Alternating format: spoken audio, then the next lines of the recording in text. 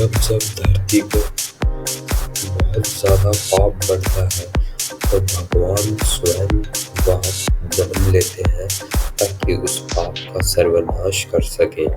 तथापि भगवान बाबा शिवा रावत भगवान देवनारायण के बाद दूसरा अवतार थे। कलयुग के अंदर गुजर जाति के अंदर भगवान विष्णु, जिन्होंने राजा महाराजाओं से रक्षा की थी, गरीब किसानों और वहाँ की प्रजा की। बाबा शिवा रावत बहुत ही प्रतापी और बहुत ही शक्तिशाली वीर योद्धा थे, जिनका महल गांव गोनेडा जिला कोटपुतली में आज भी है और उनका मंदिर गांव गोनेडा के बीचों बीच ही स्थापित है। बाबा शिवा रावत ने वैसे तो कोई आपसी दुश्मनी नहीं की थी उन राजाओं से, लेकिन एक बार कहा जाता है कि जब वह अपनी घोड़ी पे सवार होकर जा रहे थे तो रास्ते के अंदर एक नई स्त्री, जिसका विवाह अभी अभी हुआ था, जो गांव में नवेली ब्याही एक दुल्हन आई थी, उसने घूंघट नहीं किया हुआ था।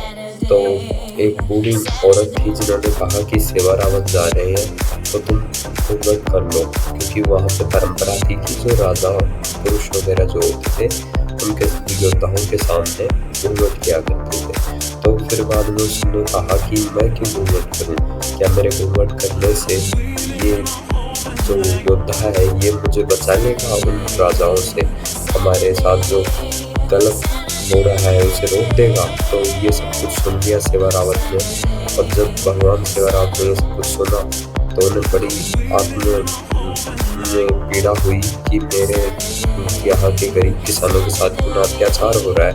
तो फिर बाद में बाबा शिवा रावत ने उसके खिलाफ आवाज़ उठाई।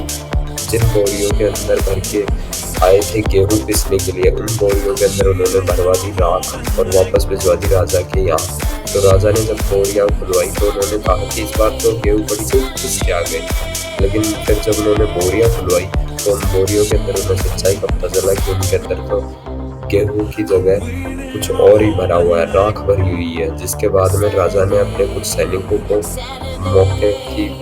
मौका मायनात करने के लिए भेजा गांव गोनेडा कि यहाँ पे कौन है ऐसा जिसने राजाओं के खिलाफ आवाज़ उठाने की कोशिश की है। तो वहाँ पे जब सैनिक पहुँचे तो वहाँ पे उन्होंने एक व्यक्ति को देखा जो कि खाट के अंदर, जो हमारे गांव में जो खाट होती है उसके अंदर पड़ा हुआ था, क्योंकि वो अभी बूढ़ा हो चुका था। तो वो उसके अंदर पड़ा हुआ था। तो उन्होंने उससे पूछा कि यहाँ पे ऐसा कौन है जिसने ये गुस्ताखी की है।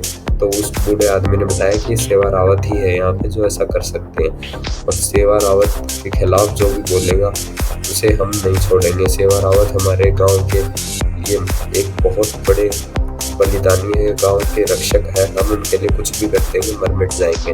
तो फिर बाद में ऐसे कि ऐसे उन सैनिकों ने जाके राजा को ये सब कुछ बताया, और फिर राजा के सैनिक और राजा ने मिलके अपनी फौज के साथ आक्रमण किया गोनेडा रियासत के ऊपर। लेकिन बड़े ही प्रतापी और शूरवीरता से वीर राजा शिवा रावत ने उनका सामना किया और युद्ध के दौरान उनका शीश कट गया। लेकिन शीश कटने के बावजूद भी वीर शिवा रावत ने उसके बावजूद भी युद्ध लड़ते रहे